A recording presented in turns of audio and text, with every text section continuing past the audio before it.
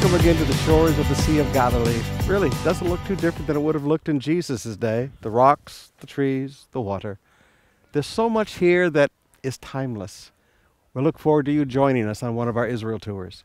But right now, I want you to come with me back to Mark chapter 10, beginning with verse 35. And James and John, the sons of Zebedee, came up to him and said to him, "Teacher, we want you to do for us whatever we ask of you." Now, please remember, Matthew 7, verse 7, Matthew 7, verse 11, Matthew 18, verse 19. I mean, please remember all the teaching. Whatever you ask in my name, that I will do it, okay? All these things about whatever you ask, whatever you ask. All right, Jesus, we want you to do for us whatever we ask. Forgive me, but they were going to ask something and they wanted to use Jesus' own words to, forgive me, I don't know another way to say it, manipulate Jesus a little bit. Have you ever listened as people use your own words to manipulate you? Well, here they're using Jesus' own words about how to ask, almost it seems to manipulate him. And he said to them, "What do you want me to do for you?" And they said to him, "Grant us to sit one at your right hand and one at your left in your glory." Jesus said to them, "You don't know what you're asking. Are you able to drink the cup that I drink, or to be baptized with the baptism I am baptized?" And they said, "We're able." And Jesus said to them, "The cup that I drink, you will drink. And with the baptism in which I'm baptized, you will be baptized. But, to sit at my right hand or my left is not mine to grant. It is for those for whom it has been prepared." And when the 10 heard it, they became indignant at James and John. Now, brothers and sisters, I want you to notice.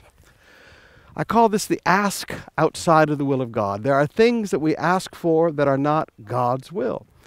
And when we begin to ask God for things that are outside of his will, I want you to understand 3 truths. Number 1, the oaths that you make will be required. Sorry, I mean, you're not going to get what you're asking for, but the oath will be required. God's will is still going to be done. He said, listen, these places have people that are prepared to be there, and these places are prepared for people. We cannot violate God's will, but you've made an oath that you're going to be baptized with the same baptism. You're going to suffer like I've suffered, so I'm going to hold you to your oath, but you're not going to have what you asked for because God's will is going to be done.